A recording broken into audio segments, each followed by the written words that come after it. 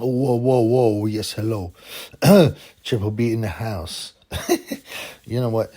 I like to talk about myself in the third person because usually, pride comes before a fall. Ricky Hatton started to talk about, what Ricky Hatton wants? He wants this and that. And then he got, knocked out by a bodybuilder over an argument with a fruit machine in Manchester. And he got flattened by Pacquiao and Mayweather, the non-puncher Mayweather. And the Shevchenko also stopped him, And Lennox Lewis started saying, Lennox Lewis wants to unify the title and all this kind of stuff. And he also got sparked. But at least he avenges defeats. Whereas Hatton just got laid out. And he never avenged the defeat against Pacquiao, Shevchenko, Mayweather, or the bodybuilder that knocked him out over an argument about a fruit machine. So, I try and shy away from that kind of third-person talk, but, this is YouTube, and you got to take the piss.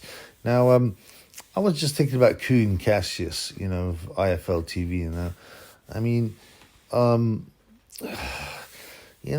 on the one hand, people will say, look, don't be jealous. He's made a lot of money. He's built a company and all that. And yeah, okay, cool. But he's treated people bad, yeah? And his whole, company was essentially funded by his dad, the Curry King of Billericay, I think it is, or Essex. And, he was embarrassed about his son. He's like, look, he's going nowhere. He wants to be an actor. He wants to be famous. And all he's done is one wax scene in EastEnders and get choked out by Robin Reed in some Z movie, probably soft porn type scenario. So he said, look, Kugan, one more chance, bruv. I give you one more chance, my son. I give you money. Please don't waste it and make channel work. And it did, But, he wouldn't have made it without no money, man. You imagine, right? If he was back in Sri Lanka and he hadn't moved to the UK, he'd be like one of them sleazy guys, that sets up his camera and, tries to sleaze on every single white European girl that comes over to Sri Lanka to discover themselves. And he'd drill a hole, in the shower wall and put his camera up and film girls having a shower and fap, whack himself off while watching that. And he'd get busted, and then his dad would have to bribe the local police so the charges would be dropped. That's what Kugan's life would be if he hadn't been in Essex. But what really, disturbs me about Kugan is how ugly he is, He's exceptionally ugly, and it's obviously haunted him for years. He grew up in Essex, and he does some sob story, which is probably fake anyway, about some white kids trying to drown him, so he can get the fact of, oh, you poor guy, oh, the awfulness, the racism. It's probably nonsense and made up. And, and why wouldn't you want to drown Kugan? He's an idiot, man. I want to drown him now, But, it's not for racial reasons. It's just because he's a fool. But, and then, so he got his channel, yeah? And all he does is sit there and talk in a monotone and ask really uncomplicated, untesting questions to Eddie Hearns, and he's been backed by MTK, so he feels he's a bad man because he's been backed by, some players, some serious guys I hear, Kinahan, MTK, they're allegedly very powerful, they have a lot of money, they're very gangster. So Kugan suddenly thinks, I'm going to take some of that reflected glory, some of that clout, and bring it onto myself, which is what he always wants. But, all he's done is bully Prince Patel, who's, 8 stone. We all know that. It's a well-said story. Until Tyan moved to be safe. Be safe, Tyan, because you'll get hurt otherwise. And, all it's done is just boost up Tyan Booth channel, his merch. He's a pathetic man, Kugan, with a very fragile ego, you know. He's got a very fragile ego, and he's obviously very hurt that no woman, when he was in Essex, would want to sleep with the son of the Essex Curry King, because he was ugly, he was awkward, you know. He'd try and fit in and wear an England top and an Arsenal top and try and be like, you know what, oh yeah, I'm one of you guys. But he knows he wouldn't fit in, and he got a chip on his shoulder, a huge chip. And I mean, to be honest, I'd be a bit bitter if I was that ugly. And that's why he endlessly spams pictures of him with girls, or white girls, always white girls, on Instagram and social media. Like, yeah, I made it, I'm Kugan. But secretly he's been laughed at. And he knows that. Yeah, he's got a fragile ego, you know, he has a, what's the word? It's a psychological thing. He's an inferiority complex. And he knows he's inferior. And then he's allegedly, I don't know much about this, but allegedly he found a woman who was ready to mate with him. And they mated. And he reproduced, and he got this child who's one of the ugliest things I've ever. I don't mean to be mean, man. It's a kid, right? It's one of the ugliest things I've ever seen. It's got like hair all over its head, you know. And he talks about changing his nappies and how great it is. Firstly, I don't mean to be mean, but what man boasts about, you know, changing nappies? You know, you pull a kind of a towel off a child and it's got shit all over it, yeah, because the child shit itself, yeah, and you pull it out and it stinks, you know. I mean, for example, in the Tyson Fury like Traveller world, you that's women's work. Firstly, so you're boasting about women's work and you're boasting about shit. Why would you do such a thing, man? He's deranged, man. Obviously, he's deranged. And then he's got he's quite large, especially for a Sri Lankan. But he's an utter, you know, pussy-hole.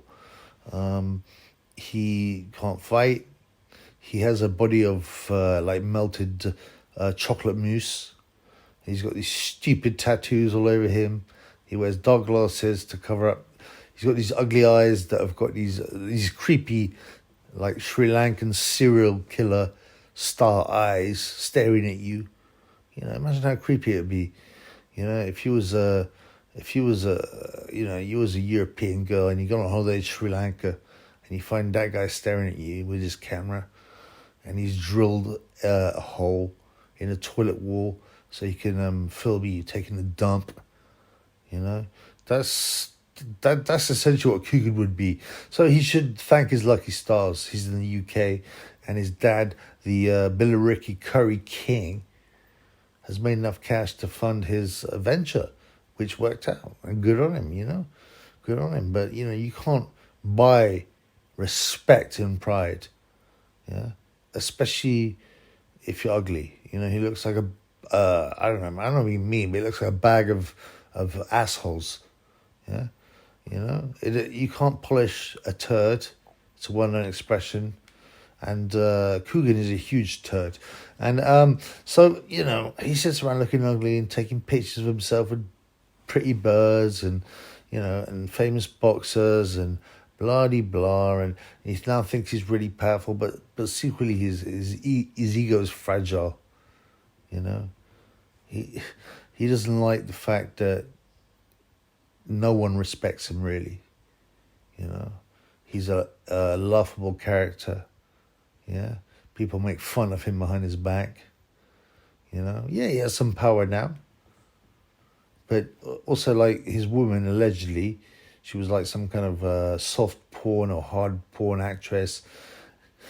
Now, can you imagine, like, why would nobody marry someone like this, man, as damaged and who has whipped out her pum-pum, yeah, and shown people her pum-pum for money, yeah, and then you have been allowed to, she's let you mate with a pum-pum and make some kind of child with a hairy head. This is Kugan's life, man. You know, I remember I spoke to a guy, right, and you know, he's like, Kugan his ego is so fragile and he's so easy to upset and to push his buttons. And he is a laughing stock on the internet. No one takes him seriously. Yeah. People will watch his videos, but only because of the people being interviewed, not because of him or his skills, because he's got no skills except ask dry questions. So how's the training camp been going? Great. I didn't mean to upset you. I didn't mean that. So is training been going well? This guy's a fool, man. And his ego is such so fragile and so large that anyone who he feels is going to be a competitor to him, he sacks basically. So you got a guy like Umar, IFL Umar. Now, he's a likable guy, to be frank. Umar, IFL Umar. He gets so many people. There's a lot of controversy about him saying Liverpool guys, Scousers are bin dippers. Big deal. He was like 17 when he wrote that. And, I wouldn't, if you looked at the data, if you looked at the statistics about robberies in Liverpool compared to other places, you'd probably find that, he was telling the truth. They do go into bins and pick things up and stuff and steal hubcaps. The statistics kind of prove that. So I don't have a problem with Umar. He's likable, which is what Kugan isn't. But Kugan, he realized that Umar was getting too big for his boots, like when Tyan Booth started becoming popular on the IFL channel, he found, as soon as he found a reason to get rid of him, he did, even though it led to him being rinsed. So Umar as well, Kugan felt he stepped out of line, he looked for a reason. Apparently, all these things, like going back into Umar's old tweets when he's like 17, that was Kugan, right? And Kugan did it to take Umar down a few levels because he was not happy about Umar's popularity. It's like the other guy, the Scottish guy. I can't remember his name. He's irrelevant, but the Scottish guy keeps his head below the parapet. He doesn't try to make a name for himself, and so Umar can handle that. Kugan can handle that. He's like, this guy knows his place. But Umar, got too popular. So Kugan went through Umar's old tweets. He found some vaguely offensive stuff, and he got someone else to call him out on it. Yeah, but in the end, he kept Umar because Umar was, like a popular guy, but he's made him backtrack. He has to keep a low profile now, right? He's rubbished Umar's name in Liverpool, so no doubt he can't interview Tony Bellend and people like that. He's also, the thing is though, I think he kept Umar on because allegedly Frank Warren, brick top, fish eyes refused to let Kugan interview him because he doesn't like him, or he asked some difficult question, and so he was like, well, Warren's quite a big player now, he was expected to drop, but he didn't. He came back because he came back like a bad smell, you know what I mean, and he knew he couldn't interview Warren, but he could not ignore him. So he took Umar back in the fold. So this is my message to Umar. Collect all the dirt you can on Kugan, right? Protect yourself, because he did not protect you, He deliberately tried to get you ousted, okay? So, like I said, maybe one day Umar will have his own channel, At the moment, for the moment, because of Kugan's close association with MTK and Eddie Hearn, he's safe. Yeah, but that's the only reason. All he does is talk to them and brown nose them. It's like, it's like he's drilled a hole in a toilet wall, yeah, to watch what's going on. But he will never speak out against Eddie Hearns or DAZN, DAZN or MTK, because he knows what side his bread's buttered on, and he thinks he's super. Yeah, even though his body is like melted chocolate mousse with stupid tattoos, no woman will fancy him, except this sloppy one who's shown most of the world her pum-pum. Yeah. And it doesn't matter how many pictures he takes with Tyson Fury or Joshua A. Gay, no one will respect him. And he has to put his big head down with his stupid haircut, yeah, so it just doesn't look right, with his big melted chocolate mousse body and whack tattoos. He has to put his head down on the pillow and think, every night, he's like, I just wish people would respect me. But it's not going to happen, man. It's not going to happen, ever. You're a laughing stock. You're a fool.